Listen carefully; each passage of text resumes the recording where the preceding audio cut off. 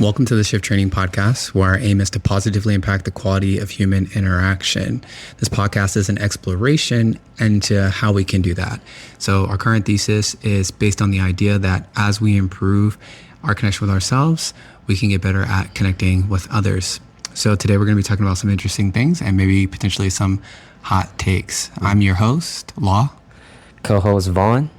And today we're going to be talking about values, beliefs, the value of updating our values and beliefs, and a few hot takes. So let's get started.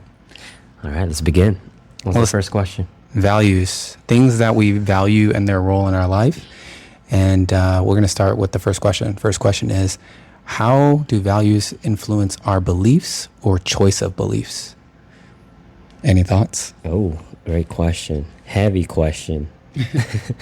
Lightweight, baby. Okay, so I think our values is like a filter in how we see the world. It's kind of like wearing our glasses and all you see is blue. So let's say, for example, if I am somebody who values health and fitness, and I believe in working out, it's good for your health, good for your heart, and eating healthy is good to nourish your body. But if I believe the opposite, then you're going to believe that eating junk food every single day is going to be good. Or at least acceptable, right? Right. But you don't want to do it every day because you know what's going to happen. You're going to feel lethargic, sluggish, and it's not good for your brain. Might not matter if the greater value is short-term comfort or pleasure. Right. Right. So I think that's a good example of how maybe what you value, like you said, it presents like the filter for anything and everything else.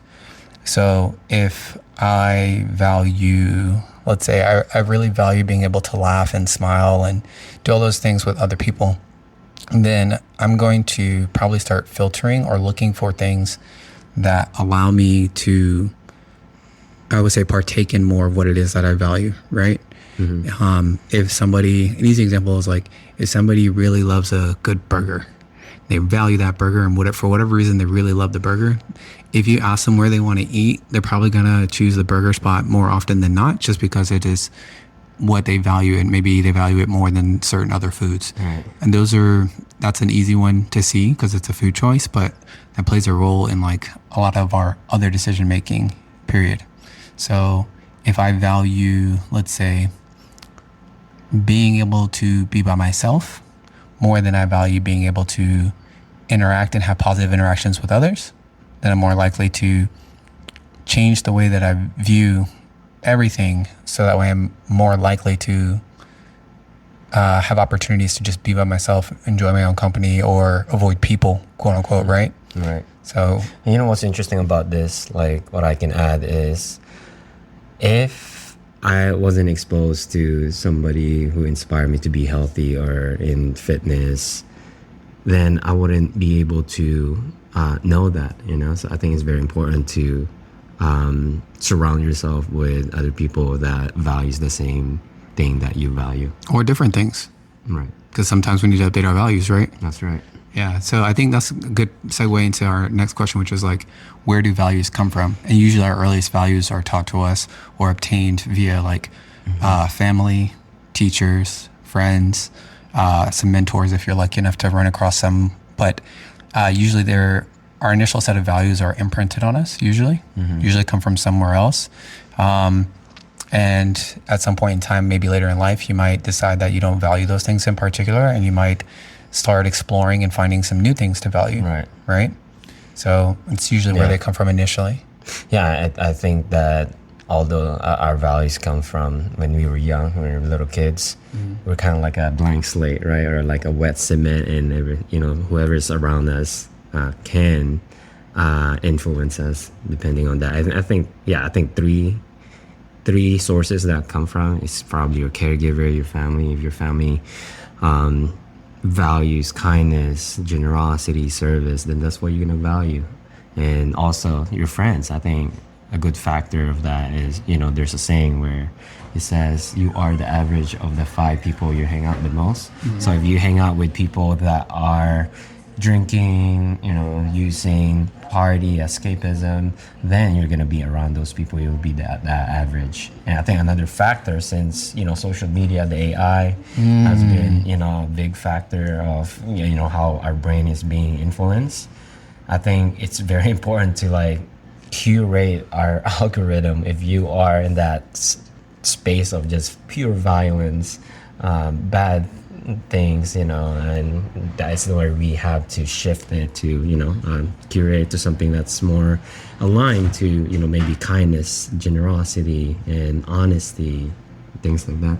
Yeah, absolutely. Yeah, social media is a major influence these days, and it's definitely a different time for, I grew up with that being developed, but didn't grow up fully immersed in it. Whereas to like now, I know like my nephew's like pretty in it, but he's in a different space. Like, but I know a lot of kids that are really just fully indoctrinated with whatever's going on. They're fully submerged in that, and that can influence that. I think another thing about this is like, we want to be very selective about it. So for example, I'm only going to talk about this later, but I think that something you'll start to realize is as you're growing up, you might have the realization that you don't really respect certain things, or you do respect certain things, and that might lead you to change your values. So for example, when you said someone else influenced you to really understand the value of health, physical health, right? Yeah. And physical fitness, you probably saw something in them where you're like, wow, I really respect it. And they said, this is where it comes from. And you're like, yeah, I'll go after it now. So now it became valuable because you saw something that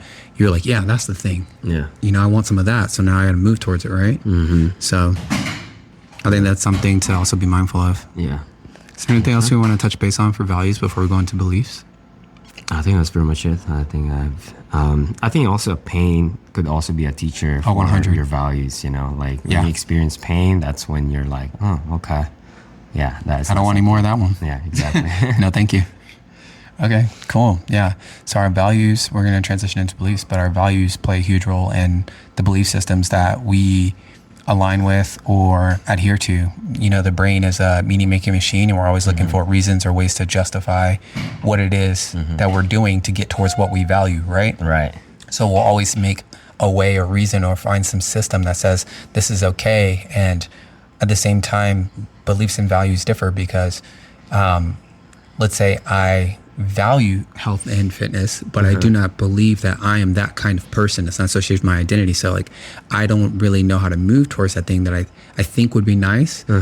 I think there's a little nuance there. It could be like, I don't really value it enough to be willing to make that pivot or change. Or it could be, I don't know where to start. There's so much nuance there, but there's sometimes where we can value something but not believe we're worthy enough to receive it. Yeah, right. And yeah, I think the way I understand values and beliefs is like the values is what's important to you, right? And the beliefs is like what's true to you.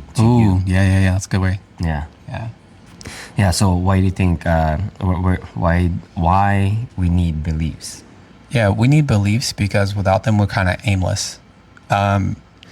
If we do not believe in moving towards a thing or sustaining a thing or maybe even believe that we should not accept a thing, it kind of leaves us aimless. We will lack the ability to set boundaries or even know how to approach certain situations. I really think that beliefs are usually our compass. Sometimes having an aim, having a particular target, something we value, and then maybe the beliefs are like the code of conduct or means in how we move towards the thing that we value. Maybe something like that. Yeah, I think the belief is kind of like a rule in our own brain or how we play the game, right? And I think without that beliefs, it's so easy to just get lost and get confused on whatever decisions that people around us would tell us. Absolutely. And I think when we talk about like where do beliefs come from, again, that can be taught to us when we're really young. But I think that, again, the brain being the meaning-making machine that it is, and looking for means of justifying or crafting a story or plot around how do we get there. I think that part of our belief systems, again, yes, taught, but also some of them are learned through our experiences, learned over time.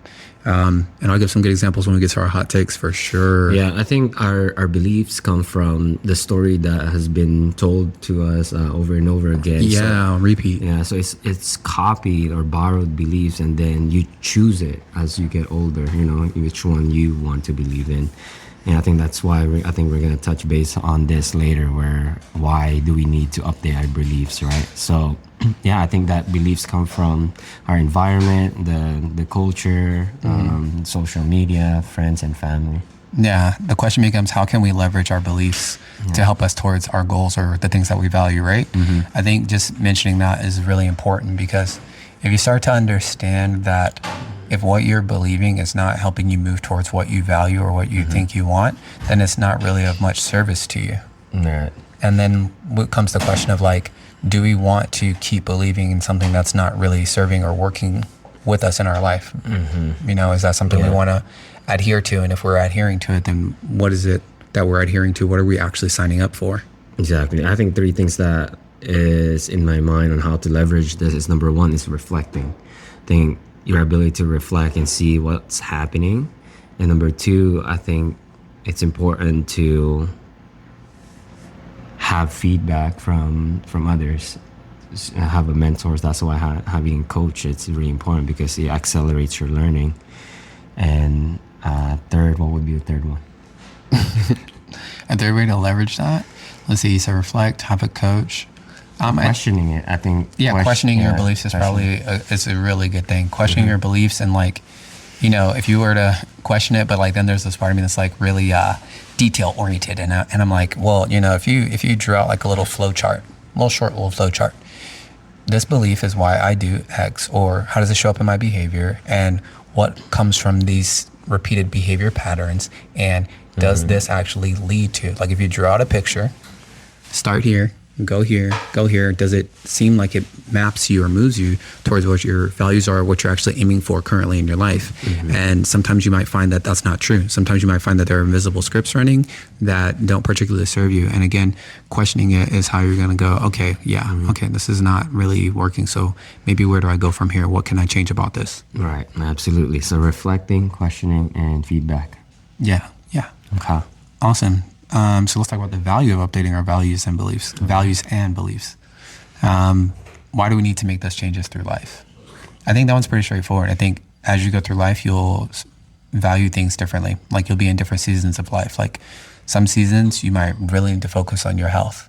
You might really, really need that. That becomes a very, very high priority. Your values reprioritize. Like, everything changes significantly when you're not well, or someone you care about is not well, and you need to pivot in that way.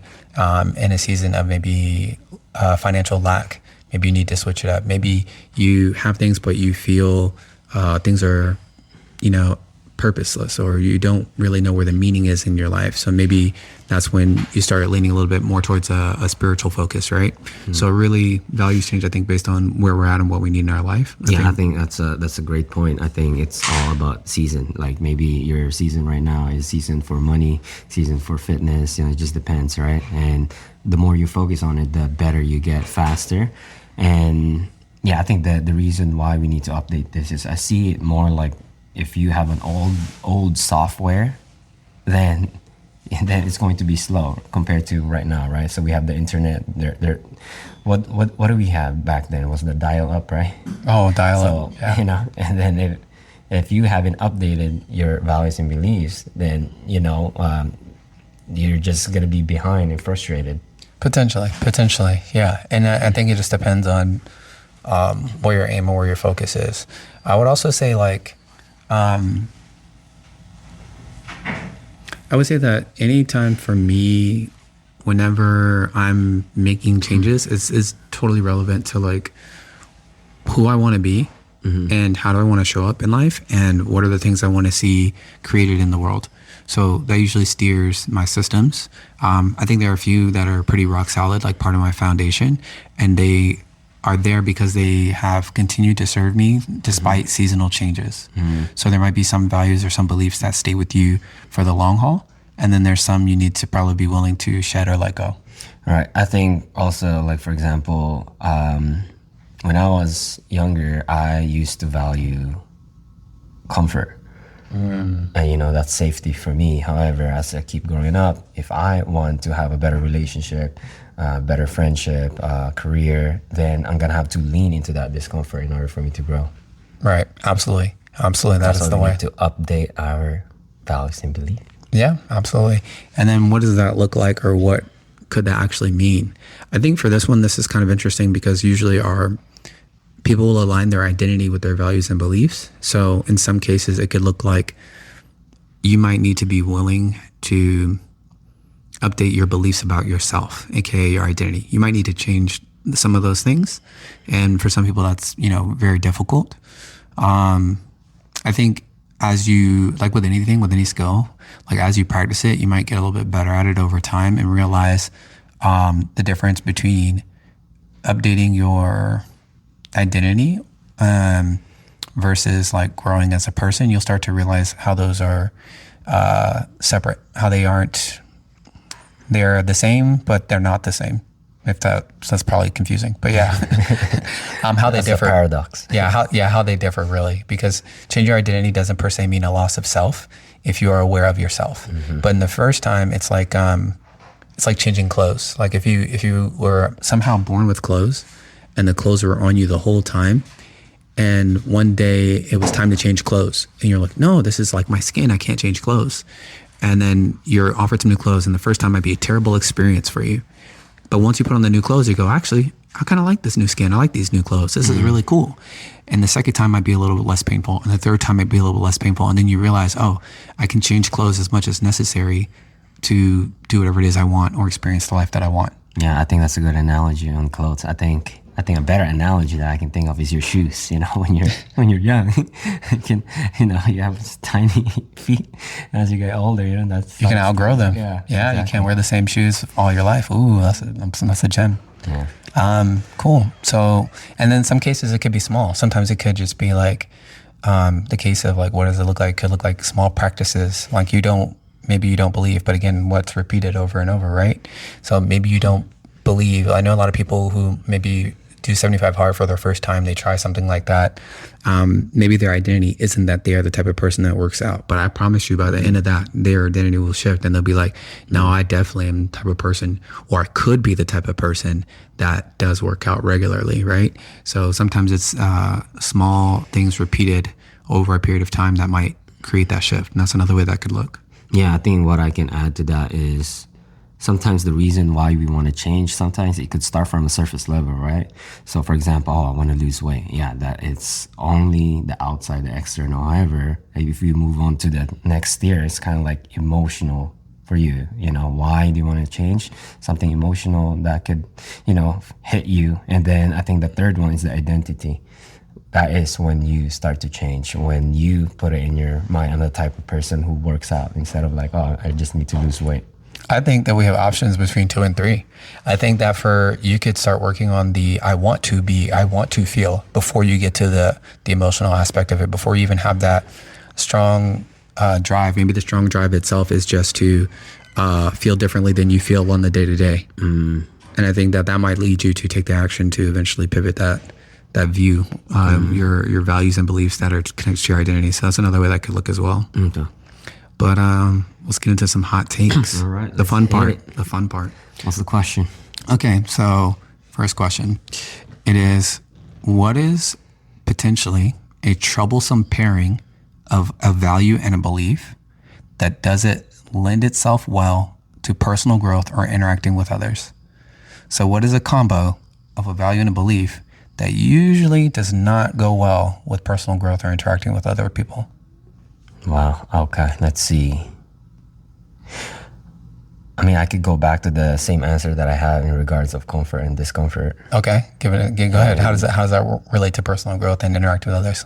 I think comfort when you were little could serve you from a chaotic home. So that's why you try to be invisible. So you stay comfortable on that. However, as you grow up, you start to realize being comfortable is not going to help you in terms of,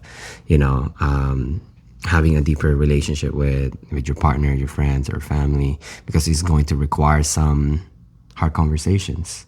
And same thing with your career. If you want to be successful, then it's going to require you to have courage and, embrace the rejection, the embarrassment, the failure, and the mistakes that you're going to experience along the journey. And I think another hot take that I can say on this is having a radical responsibility, like having that idea of everything is my fault. Not even fault, just yours to take care of. Right. Like, it's because like I'm the type of person who's like, okay, even though it's not really my fault, there are certain situations that it's really not your fault, right? Maybe there's certain circumstance that just is not your fault. However, I like to take responsibility of that. No matter what happened, it's my fault because it allows me to have my agency and control in my life. And it allows me to heal and grow faster if I just take it in and everything happens for me. Yeah, everything happens for us. That's solid. Okay. I think for this one, I think comfort, like seeking comfort, behaving in a way that is may come off as entitled or selfish. And I don't mean you're selfish for taking care of yourself. Some people are still sorting that out. If you fill your cup, you're more capable of doing more for others and showing up better. So I definitely believe in that. When I say selfish, I mean selfish to me equates to you want what you want at the expense of others with no consideration for how it may affect them. That to me is selfish. So I think that there's a pairing there where it's like, if I value comfort and I have a belief that no matter what happens or how it happens, I deserve to have it, that's a combination that will lead you to really bad consequences for your own growth and for your relationship with yourself. It definitely will obliterate your self-esteem slowly but surely, 100% later down the stream. And then your relationships, your connections with other people will definitely suffer, because how can you possibly connect, exchange with one another if you're only focused on, I want to be comfortable and I need to get what I need no matter what? Nobody really wants to be in a connection or relationship like that where there is the constant take and there's no real exchange. Yeah, you need that reciprocation. Yeah, an easy example of this is if you're having big feelings, the person shows up for you and you always want to have a discussion then, but you never let them talk about how they feel and what they want and what they need. You always go, well, this makes me uncomfortable, so I have to avoid it. And that just comes from that value and that belief being together. Yeah, sure, maybe you need to learn the tools and you don't have the skills to navigate that. But I think that this is where, again, the choice to be responsible or the desire to grow is a very important value or belief to have, or believing that you even can. Is like, even though this is uncomfortable and even if I fail, I'm willing to show up and try. I think that's an important one to have. The willingness to do that it says a lot. It will take you very far in life if you're willing to do that, because it means you'll have great opportunities to learn. Yeah, I think that if it aligns to your value, even though it is uncomfortable, I think it's worth leaning into towards that, because it's what's going to help you level up. Yeah, I think potentially if it's counter to your current beliefs and your current beliefs don't take you towards your value, you should be willing to do something about that. Which leads us to our second hot take, actually. This one's going to be fun. Right. This is the fun one. That one's the easy one. This is the fun one. What is a value and belief combo that has served you that others might disagree with? This is for you guys too. What is a value and belief combo that has served you that others might disagree with? Oh, okay. Let's see. I would say, okay. All right, let's play around with this. I think that sometimes going to a therapy or someone that you trust or close to you, maybe your family, friends, whoever it is, or that care about you. However, sometimes I feel like you have the answer within you. And this is what I've noticed as well. It's like, I listen to all these podcasts, read a lot of books. Sometimes they don't have the context on what I have. So sometimes I have the best decision The best answer for the best answer for. Yeah. Do you? All right. So if that's the belief, what is the value that goes with that? Your own, making your own decision. Valuing making your own decision. Yeah, rather than just like listening to others. Sometimes you have a better answer because you have context on what's happening in a situation. And where did that value come up for you? For me, from growing up, people always tell me what to do and what to say. And I'm like, screw that. Let me trust myself. And actually, there are many times where like I made a decision is actually the best decision I've ever made. So would you say that the value for that one is a value of maybe, is it partially like some mix of like valuing, building up your own trust with yourself, right? Trust in myself. Yeah, I think that's a good one. That's a good one. And I think it's the same thing what I said earlier as well, like not blaming anybody and just blaming yourself on whatever happens to your life. Gotcha. Cool. Yeah. That's a good one. Let's see, for myself, value and belief combo. You know, when I wrote this question, I had a specific thing in mind. I'm gonna go with that. I think a value and belief combo that I have is that most people don't agree with is if you're valuing something that is damaging your life in a way that's obvious or harming others, I think you should reassess the value and be willing to throw it away. I think you should find a way to repurpose it or be willing to throw it away. And I think for beliefs too, and a lot of people don't get this either, is the same thing. If what you believe allows you to value things that are bad, you should throw that belief away too. Throw it in the trash. I think that a lot of people don't like that because they would be lost or aimless, like we mentioned earlier, where it's like without beliefs, without values, you wouldn't know what to shoot for. And I think there's this fear that you cannot find a new aim. But I've pivoted so much in life where it's like, true, myself, the idea of being aimless or wandering is a terrible thing. It's not somewhere I would ever want to be. I would never want to be living long periods of my life aimless. However, I do not believe that I would be aimless forever because, again, humans are meaning-making machines. And I really believe and trust in our ability to do that because in my own experience in life, I have done that. I have pivoted, I've made adjustments, and I believe that that has served me because there are things that had I have held on to them any longer than I already did, because holding on too long already added lots of negative consequences in my experience. And not being willing to adjust or adapt sooner. I think, change can be scary, you know. Anything that throws off our understanding of the world can be absolutely terrifying. However, that value and belief, that combo that I have is, one, the belief is that if it's not working, throw it away or update it or find a way to repurpose it. Like if you can't, just be willing to go through the hardship, be willing to fight for it, whatever it is that it's going to require, be willing to do that. And the value that drives that for me is the pursuit of growth. I value the ability to grow, to change, to adapt, to keep trying to explore and live the best life that I possibly can. That's a high order value for me. It steers a lot of my beliefs and it steers a lot of my choices. And usually things that are not congruent with that, I'm generally willing to let them go and throw them away, just like I said. All right. So throw in the trash. Yeah, throw in the trash. So I think that's a hot take where it's like, sometimes we fight for the things that we value and believe, and we should, but we also need to know when it's not worth the fight. Like some people are like, yeah, I need to fight and do this because my ego says I have to defend myself and da-da-da-da-da-da. And that's the same thing with like, well, I don't know, if you don't train, do you really want to fight with this person who does mixed martial arts and trains 6 hours a day, every day for the last 8, 9, 10 years of their life? Do you really want to fight with them? Probably not a good idea. You get smoked. It's probably not a good idea. It's probably not worth it.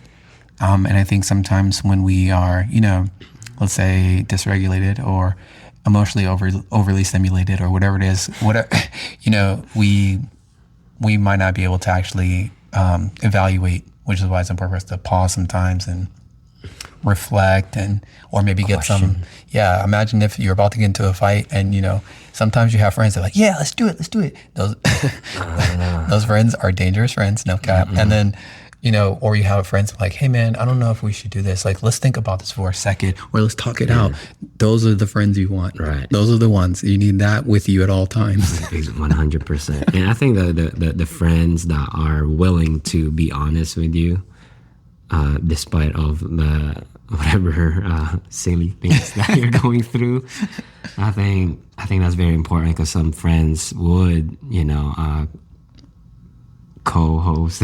Yeah, they're co-signing your stuff. They're down to go down the river with you. You need some riders. You need a couple riders, but when it comes time for decision making, you might need a friend that is able to say, "Hey, I think maybe we should pause, come back to this a little bit later," type deal. So.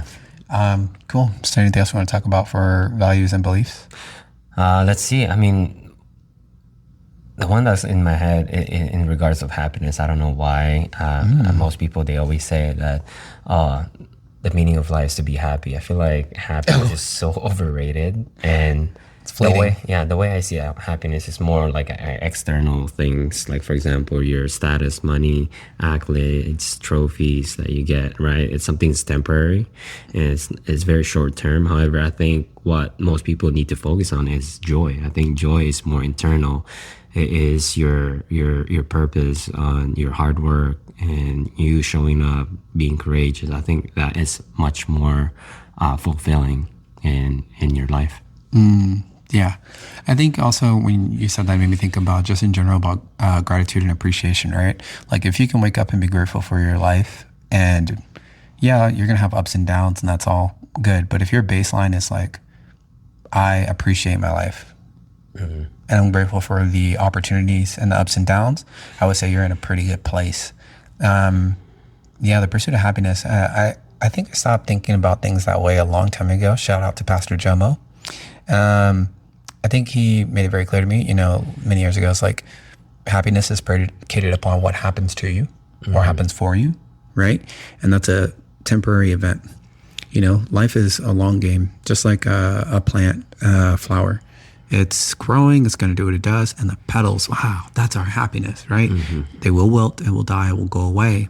The plant will have a chance to experience that again if the plant is taken care of. I think sometimes when we neglect the care of the plant because we're so worried about seeing the petals all the time, then we miss out on the point and then we get no petals whatsoever. You're going to miss the happiness completely because you aren't really in the process, Yeah. I mean, sometimes when I hear this statement from other people, I just want to be happy. And I'm like, wow, good luck. Well, yeah, maybe they need to experience that to find some bit of solace from maybe what they're dealing with, they're going through at the time. Yeah. So maybe that's the case. But I think values and beliefs, again, values is, let's say that's what we want, and let's say beliefs. What's important for us and beliefs is the story that's true in here. Yeah, about how we do that or how we get it. And it's important to be able to update those things. And like you said earlier, I think a good example of this is when you are having conversations with people, when you're connecting with people, they might have different values and different beliefs. And you might need to understand how to interact with them, how to navigate that. It might be uncomfortable, but you can still make it to a positive outcome, more cases than not. And I think that's important for you to even understand that. I think without even understanding that reference, you can't table what's important to you for the duration of a conversation, I think that's important. Sometimes you might have to table some of that stuff, set it aside so you could be fully present with the person and hear what they have to say. I think that's an important one too.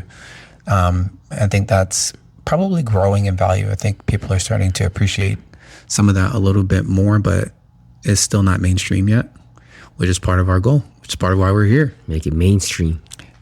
Cool. So is there anything else you want to touch base on? That's it. I think we cover everything. All right. Fantastical. Cool. So if you found this podcast interesting, entertaining, want to share it with somebody, we'd greatly appreciate that. Your support helps us to continue to do this. Additionally, if you're looking for any one-on-one coaching or any event hosting, we do that as well. Again, focused on how can we optimize human interaction? How can we improve that? How can we see more of that in the world? Physical fitness coaching with Coach Vaughn as well. And if you're looking for some of the best supplements on earth, the link will be in the bio via First Forum. And I think that's it. All right, everyone. We'll see you in the next episode. Have a beautiful day.